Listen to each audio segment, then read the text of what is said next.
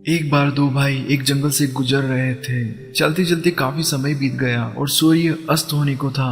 अंधेरे में आगे बढ़ना संभव न देखकर छोटे भाई ने कहा, भाई हमें सुबह तक यहीं रहना चाहिए और जैसे ही सुबह होगी हम अपनी मंजिल के लिए आगे बढ़ेंगे। बड़े भाई ने कहा, लेकिन रात को जंगल में रहना खतरनाक हो सकता है, यहाँ सोना ठीक नहीं होगा। हम में से किसी एक को जागते रहना होगा ताकि हम सुरक्षित रहें। छोटा भाई मान गया और बोला, ठीक है, ऐसा करते हैं। पहले मैं सो जाता हूँ और तब तक तुम देखते रहो। जब तुम्हें नींद आने लगे तो मुझे जगा देना और तुम सो जाना। बड़ा भाई इस बात के लिए राजी हो गया। कुछ ही पलों में छोटा भाई गहरी नींद में सो गया। तभी बड़े भाई ने एक भयानक आकृति को अपनी ओर आते देखा। वह एक दानव था। जैसे ही वह दानव बड़े भाई के पास पहुंचा, उसकी चीख निकल पड़ी। बड़ा भाई उस दानव को देखकर भयभीत हो गया। इस घटना का अजीब असर हुआ। बड़े भाई के डर से दानव का आकार बढ़ने लगा और वह बहुत बड़ा हो गया। इसके बाद वह दानव चिल्लाया। बड़ा भाई डर के मारे कांपने लगा और वह दानव पहले से भी बड़ा हो गया था।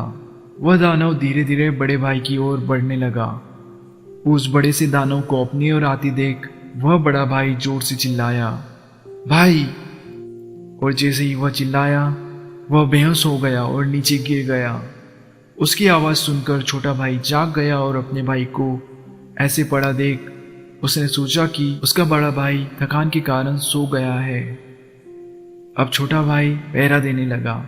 कुछ देर बाद वही दानव उसके सामने प्रकट हुआ और जोर से चिल्लाया, लेकिन उस दानव की तेज आवाज सुनकर भी छोटा भाई नहीं घबराया और बोला, बताओ क्यों चिल्ला रहे हो, तुम चाहते क्या हो।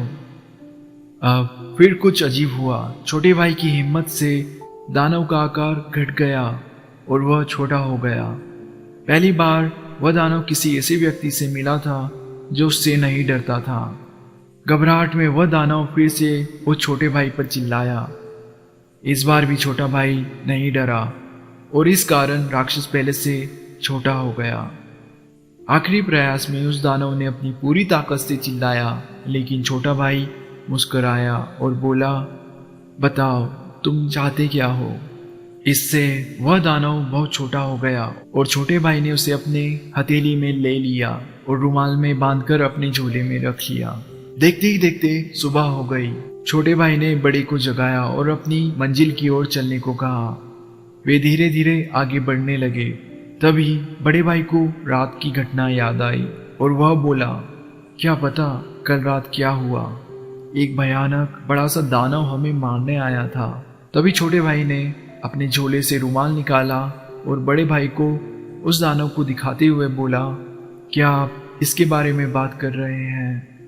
हाँ, यही वह दानव है, लेकिन मैंने इसे कल देखा था तो यह बहुत बड़ा था। यह इतना छोटा कैसे हो गया। बड़े भाई ने आश्चर्य से पूछा। छोटा भाई मुस्कुराया और बोला, जिंदगी में जब हम किसी ऐसी चीज से बचने की कोशिश करते हैं जिसका हमें सामना करना है, तब यह हमारे लिए बड़ा हो जाता है और वह हमें काबू करने लगता है। लेकिन जब आप उसका सामना करते हैं जिसका आपको सामना करना चाहिए, वह आपके लिए छोटा हो जाता है और फिर आप उसे अपने काबू में कर सकते हैं।